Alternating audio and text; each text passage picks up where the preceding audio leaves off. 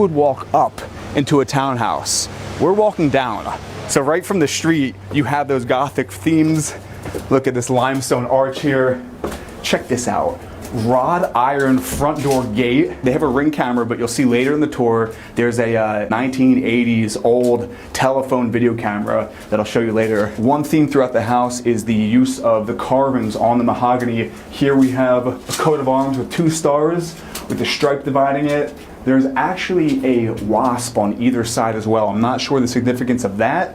Again, comment down below if you are a historian or an architect, and you can add some info in the comments here.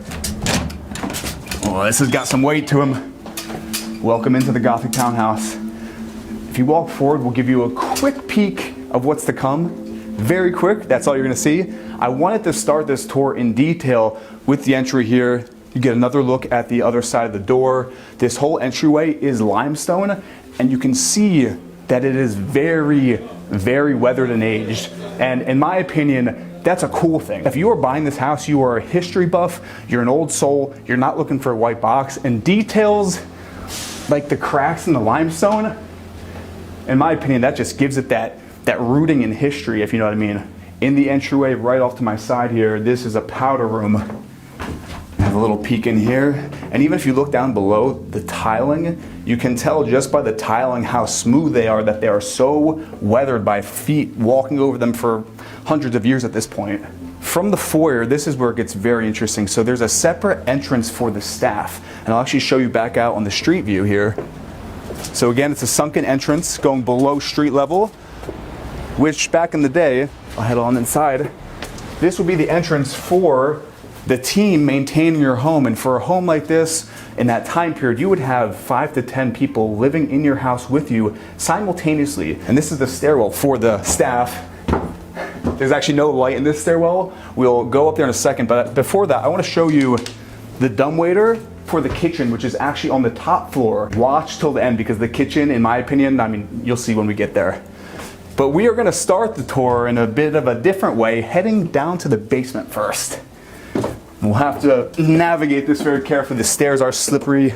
I actually almost say we walked down here the first time, Blake, so watch out on the bottom one. So here we have all of the HVAC, the water tanks, and at the very end here of the mechanical, look at this room. Welcome to your wine cellar. And we need lighting down here because look at that, no more phone flashlight. But this is the wine cellar, and it is pretty ridiculous because you can see the actual beams holding up the house. Look how thick these beams are.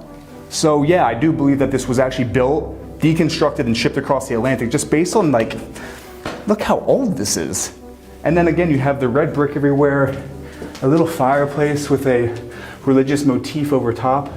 Actually, that's a guy holding a head, is that not? Yes. That's a woman holding a head. We've got what looks like a monk here with a cross. On the far wall, the wine racks. There's actually a back exit from the wine cellar. And look at this staircase.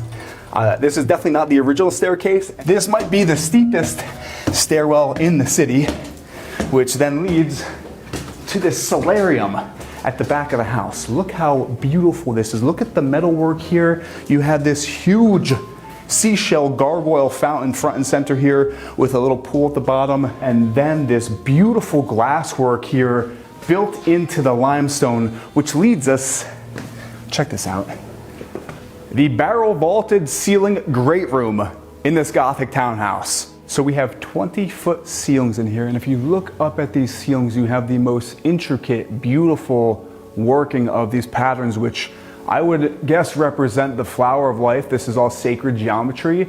It's very aesthetic to the eye. At the very end of this great room, we have a coat of arms. On the walls, you have mahogany millwork going at least, I'd say, I don't know off the top of my head, that's at least probably 16 feet. And then at the bottom here, look at this original radiator running the entire length of this great room, built right in here.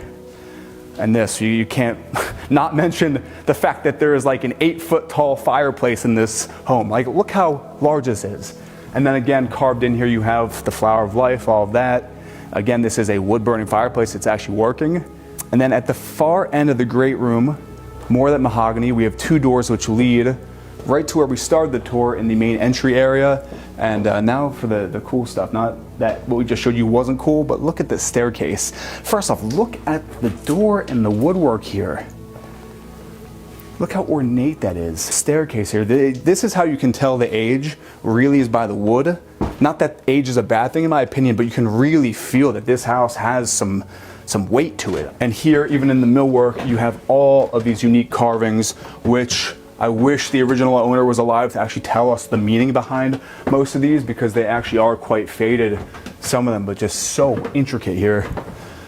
And the staircase actually has a landing with a balcony overlooking the great room now, so you can get the perspective of how large the great room is from up here. You could have a string quartet up here back in the day while your guests are down there dancing. There's really pretty endless possibilities with this place. So back in here, this is actually now the dining room, and I want to take a moment to really look at the details in the millwork. So these are actually boars carved in at the very top of the millwork, and the boar was actually the most ferocious animal in the Roman pantheon, symbolic of a hard hunt. The boar was a very hard animal to get. So here in the dining room, you have boars all along. You also have more sacred geometry, flower of life right there. So symbolic of the fabric of the universe. What else here? Then at the very end, again, you have more of that beautiful limestone with, now you can really get close-ups on the coats of arms here on these stained glass windows. And here, look, you even have Isaac, it says. It feels like we're in a church, doesn't it? It feels, there's a reverence and a weight to this structure that I hope we're conveying in the camera. Based off of all that we're speaking about with the symbolism, I want to note that it definitely appears that people back in the day, I hate that term, it's kind of very general, back in the day, but it seems like they were closer with God. And God isn't something you really talk about in a home tour on YouTube or on social media in general, but just based off of all the symbolism, specifically the flower of life, that's everywhere. Anything pre-war will have those symbols of flower of life. So off of the dining room, this would be, I guess, like the little service kitchen. So you wouldn't prepare the full meal in here because you have your dumbwaiter, which again, like I mentioned, the kitchen is at the very top floor. But this is just a service kitchen off of this dining room, which is, again, it has a cathedral-like quality, because then even from here, look, the coat of arms line up through the windows here over that balcony. And I just noticed this is the double-headed eagle, which is the symbol of the Holy Roman Empire in Germany. And don't ask me why I know all this, it's like one of my interests, just looking up like symbols and occult things. One of my guilty pleasures is actually really looking into the history of these homes that we're touring, hence why nowadays I'm only filming homes like this. I don't think I could look at another white box, unless it's architecturally significant. Halfway up on the landing, check this out. This is actually a connector to the service stairwell. Like we mentioned at the very start of the tour, there are 2 stairwells, and this is a connecting door to the main stairwell that runs up the entire length of this house. Now up on the 3rd floor, this entire floor is technically the owner's floor, and this would be the owner's bedroom in this Gothic townhouse. And your eye goes right back to this far wall that is entire glass here, again, with more of those painted coat of arms here on the windows. You actually have a nice bounce here. We're facing north, but the bounce off of that brick wall across is giving us a lot of light in the space. What else? More coats of arms in all the plastering here. It has a wood fireplace. Actually, look at this. I've never seen bricks stacked like that. Look how pretty that is. And it was at this exact moment that the audio cut out for a bit. And from my own personal experience filming in these older homes and from some research, freestanding mason stone structures, they tend to actually heavily interfere with wireless transmission. And in the owner's bathroom, the light was actually out, and I was actually showing off some of the original finishes here. Original soaking tub, original faucets. What does all this say about the room? No lights, no audio. As soon as we left, audio came back. This is what I was talking about at the start of the video. This is an intercom from, I'm guessing, the 80s. Comment below if you know the exact date. But this is FaceTime before FaceTime. Whereas there's no camera, but you can see them, they can't see you. I love that they have that in here. Behind Blake, off of the owner's suite, this is staged as what would be the den or the library. And in here, you just have this mahogany everywhere. On the walls, you have the woodwork on the ceiling. And just look at it's just so well done. It's so well done. Even the hinges here are ornate. At the far end, you've got the water closet here. And then wait till you see this. So we're actually getting some nice sunlight now, so we are facing south. So this room gets sun the entire day here. But I want to show you this. Check this out. This is essentially a bathhouse in this Gothic townhouse. So you have a sunken, deep set tub here. Even look at the ornateness on the radiator. You could turn this into a steam room. I actually see a little, you see that, Blake? Is that for the dumbwaiter or for the, yeah, that's for the dumbwaiter. So you could have someone cook you a meal, send it up in the dumbwaiter, be sitting in this tub right here, getting a sweat going on. It's pretty crazy that they kept this. I've never seen a tub like this in a house. Another look at that den here with that woodwork. I have to say the agent did a pretty solid job with the staging. Even look at that, they left a pair of Pradas right here. They gave it a little bit of a modern touch because it is such a historic home where you would need, again, like I mentioned, you would have to be such a specific buyer who was obsessed with history to want this place. Someone like myself, if I had the cash, whew. So now we're going up to the 4th floor, and again, another look into the second stairwell. And actually we have some light now. You'll see in a second. There's a skylight above us, but we're not quite there yet. This is technically floor number 4, which is the guest floor. So you have a landing off that stairwell, first guest bedroom. And just take a peek at this. Again, more of that beautiful millwork, more of that beautiful window work. And the view out of this window is very important for a specific reason. So if you look out that window, that is a 17-foot wide vacant lot in front of us. So if there was a home here, your sunlight would be blocked. But because there isn't a home, and I'm guessing it's grandfathered in, you have all this sunlight on a northern facing exposure, which is super rare. And you can see even just from the natural light how bright it is in the space. So we were chatting off camera, and this home, given its age, you'd think, oh, is it sturdy? This home is so sturdy that even the closets, there's a piece of paneling missing here, the closets have brick supporting the closet. When I say they don't build homes like this anymore, they truly don't. And I think it's a combination of cutting costs, saving time, maybe a lack of patience, who knows. But that's why I love filming homes like this, because they're so well built and they're so full of character. I mean, this is just a little walk-in closet here. Back out into the landing, get a look at this bathroom. So this is the shared bathroom on this floor. Look how stunning this is. Look at this like metallic original wallpapering here, original faucet there. Back when this was built, there were no fans, so a little draft for you if you're doing some serious business in this bathroom. Into the hallway again. We've got a closet right here, just for storage. Nothing too crazy. Another one of those 1980s FaceTime devices. If I bought this, I would keep that, just to have that, because it's so unique. And this is the second bedroom here on the 4th floor. And the first thing I noticed in this room are these double wide planks below our feet. That's another sign to show that this is indeed an original home. You can hear those beautiful creaking sounds. You've got a water closet separate in the back of the room here. And then you have the bathroom off to the side here with that sunlight coming in now. We are facing south.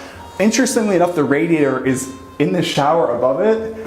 It's kind of unique. The thing about a home like this that I love is the person who does buy this is most likely going to keep all the original woodwork, the finishings, just because that's what gives it its soul. Yeah, you can modernize it, add in, and, central air, update the heating, but it's really the details in the craftsmanship, in my opinion, that give it the soul of the house. And speaking of soul, at the very top of the home, look at this huge skylight that is flooding in light down the staircase here. So now for the first time, because of this skylight, it runs the entire length of the stairwell. You can now see into the service stairwell. And back in the day, I was thinking you would have to be pretty fit to be serving in this house, because this is 6 stories and there's no elevator, but most likely whoever does buy this would probably rip this out and put in a pretty sizable elevator in this stairwell shaft, because it is pretty large and you could probably put a decent elevator in here. But now we are at the top floor, where we have, once again, the mic getting major interference from something in this house. And at this point we're at the top, so it can't be the stones holding up the house. This is actually the dumbwaiter I mentioned to bring the food down to the lower levels of the house. But again, this is the kitchen at the top of the house. Typically, this would be in the lower level, in the basement, out of sight. I'm probably talking about the sunlight coming in. I also love the floors with the terracotta with these little symbols inlaid between them. Then I believe the backsplash is all original tiling. You can see this has all been modernized. This is stainless steel here on the countertop. Then again, very out of the usual to have such high ceiling heights on the top floor, let alone it being in the kitchen. This is the kind of kitchen you would find in a country home rather than a townhouse in New York City. All for the kitchen. This is where we have the laundry room, all modern appliances, countertop space here to do your wash, pretty standard business in this room. Then back out into the hallway. This is again the service floor. So this is where the staff of the house would live. This is a shot of one of the bedrooms here.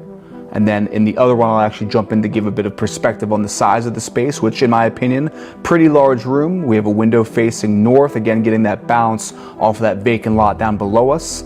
And then heading back into the hallway, because this is the staff floor, there's only one bathroom, but check out this wallpaper. Look how cool this is. This is the complete opposite of that shift towards the millennial gray that you find in a lot of the houses that are built today. I mean, I just think this is so cool. I just think this is so beautiful, again, having the flower of life in the bathroom. And in the center of the hallway, the ladder to the attic was left down. So of course, I had to test it out, make sure it could hold my weight.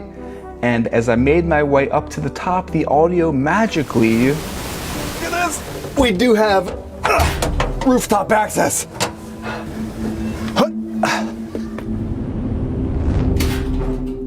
This was a pleasant surprise for us. We actually didn't know we could access the rooftop. Check out the crest on the very top of the house. I can't see that. I know it's there. I saw it from the street, but now you can get a proper view of the architecture of this Gothic Flemish home that was shipped from Amsterdam to New York City. I want you to comment down below. What did you think of this tour? What do you think of the Landmark series? If you have any specific old homes you want me to film with that, I hope you're well watching this, and I will see you in the next episode.